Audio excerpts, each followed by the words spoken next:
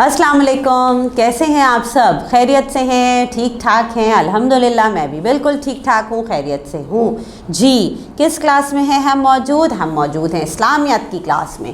اور اسلامیات کی کلاس میں آج ہم کیا کریں گے؟ آج ہم اپنا ایک نیا سبق شروع کریں گے، اپنی کتاب کا سبق نمبر 13۔ ٹھیک ہے جی، آپ اپنی بک کھول سکتے ہیں، دیکھ سکتے ہیں کہ آپ کی کتاب کے پیج نمبر 52 53 پہ سبق موجود ہے۔ سبق نمبر 13 ہماری کتاب کا، جس کا نام ہے خوش رہو۔ خوش رہو، ٹھیک ہے، خوش رہو یعنی خوش رہو۔ کس بات کے لیے خوش رہو؟ کس بات کی خوشی کی بات ہو رہی ہے؟ کس کا تذکرہ ہو رہا ہے؟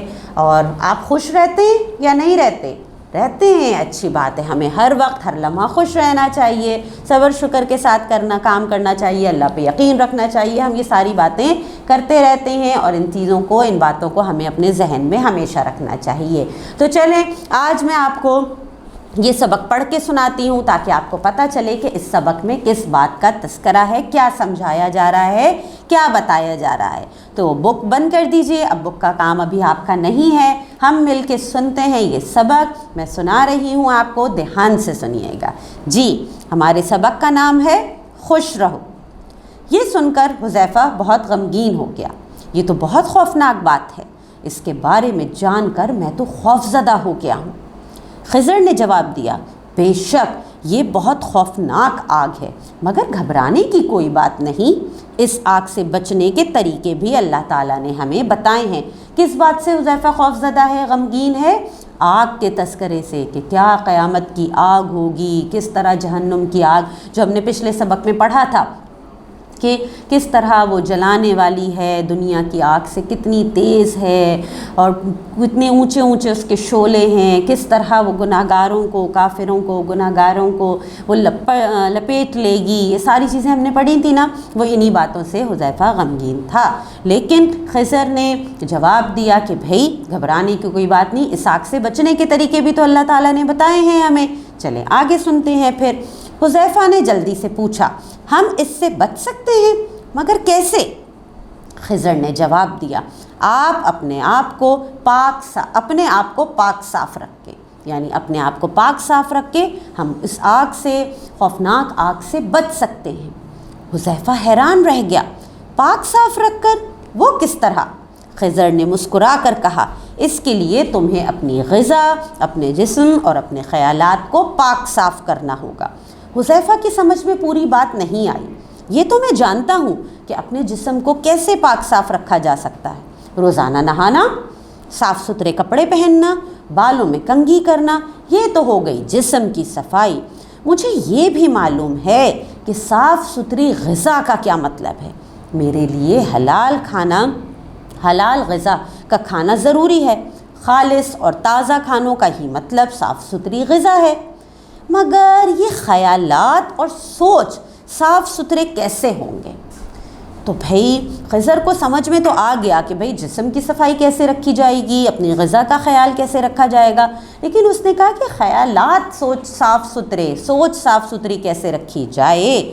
تو کیا بتایا خضر نے پھر مسکرائے اور بولے، اپنی سوچ کو ہر قسم کے خوف سے پاک کر لو۔ مگر کیسے؟ حذیفہ نے حیرانی سے پوچھا، اپنے خیالات اور سوچ سے ہر قسم کے ڈر، خوف کو ختم کرنا بہت مشکل ہے۔ حذیفہ نے کہا۔ خضر نے اسے سمجھاتے ہوئے کہا، اپنے دل میں صرف اللہ کا خوف داخل کر لو، باقی تمام خوف خود بخود تمہارے دل سے غائب ہو جائیں گے۔ اللہ کے خوف کی خوبی ہی یہ ہے کہ صرف اللہ کا خوف دل میں رکھنے سے صرف یہ نہیں ہوگا کہ تمہارے دل میں کوئی خوف نہیں ہوگا، بلکہ اس کا ایک فائدہ یہ بھی ہے کہ اللہ کی مدد ہر وقت تمہارے ساتھ ہوگی۔ صرف اللہ کا ڈر اپنے دل میں رکھنے کے بعد تم اپنے آپ کو خوش و خرم اور طاقتور محسوس کرو گے۔ جی، کس طرح خضر نے سمجھایا کہ اللہ کا ڈر آپ اپنے دل میں رکھیں گے، آپ کے خیالات پاک صاف ہو جائیں گے، آپ کی سوچیں پاک صاف ہو جائیں گی، اور اللہ کا ڈر، اللہ کا خوف دل میں داخل کر لیں. دل میں رکھنے سے صرف یہی نہیں ہوگا بلکہ یہ ایک چیز جو بہت اچھی، جس سے خوشی ملتی ہے جسے سن کے، کہ اس طرح سے اللہ کی مدد بھی ہمیں ہر وقت حاصل ہوگی. ٹھیک ہے، آگے سنتے ہیں کیا ہے. معافی مانگنا. حذیفہ سمجھ گیا اور اس نے ایک اور سوال کیا، اس کے علاوہ اور کس طریقے سے میں اپنے آپ کو صاف کر سکتا ہوں؟ توبہ کرنے کی عادت ڈالو. خضر نے جواب دیا. حذیفہ نے پوچھا، توبہ کیا ہوتی ہے؟ خضر نے اسے سمجھاتے ہوئے کہا، اپنی کسی غلطی پر اللہ تعالیٰ سے معافی مانگنا توبہ کہلاتی ہے. واقعی کیا اللہ میری توبہ کرنے پر میری غلطیاں معاف کر دے گا؟ حذیفہ نے پوچھا. خضر نے جواب دیا، چلو میں تمہیں ایک سچا واقعہ سناتا ہوں جو ہمیں نبی اکرم صلی اللہ علیہ وآلہ وسلم نے سنایا تھا. کسی جگہ پر ایک قاتل رہا کرتا تھا. اس نے 99 قتل کر رکھے تھے. ایک دن اسے اپنے گناہوں کا احساس ہوا تو وہ شہر میں ایک شخص کے پاس گیا اور اس سے کہا کہ میں نے 99 آدمیوں کو قتل کر چکا ہوں اور اب میں اللہ سے معافی مانگنا چاہتا ہوں. کیا اللہ مجھے معاف کر دے گا؟ اس آدمی نے جواب دیا، نہیں، ایسا تو ممکن ہی نہیں. اس قاتل کو بہت غصہ آیا اور اس نے اس آدمی کو بھی قتل کر دیا. یعنی کتنے قتل ہو گئے؟ 100. پھر کیا ہوا؟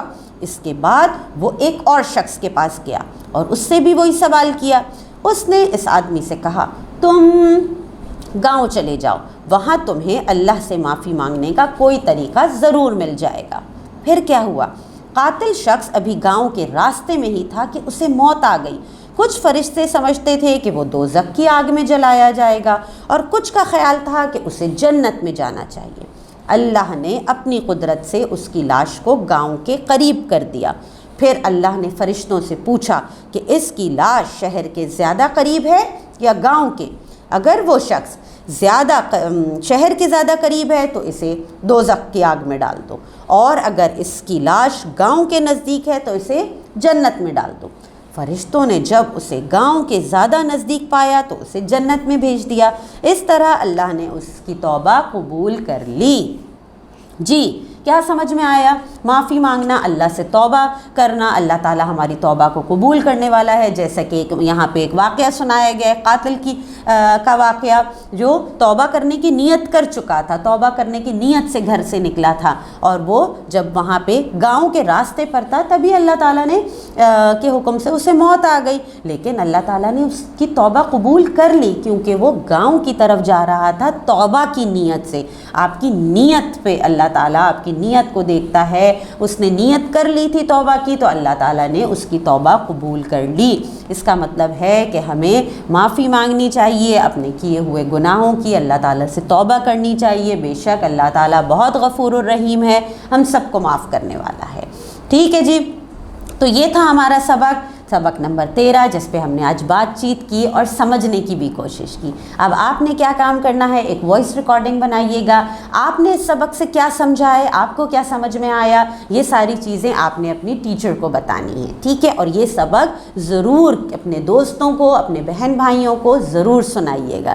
ٹھیک ہے، تو چلیں آپ یہ کام کر کے رکھیے مکمل. میں آپ سے ملتی ہوں انشاءاللہ اگلی کلاس میں. اللہ حافظ.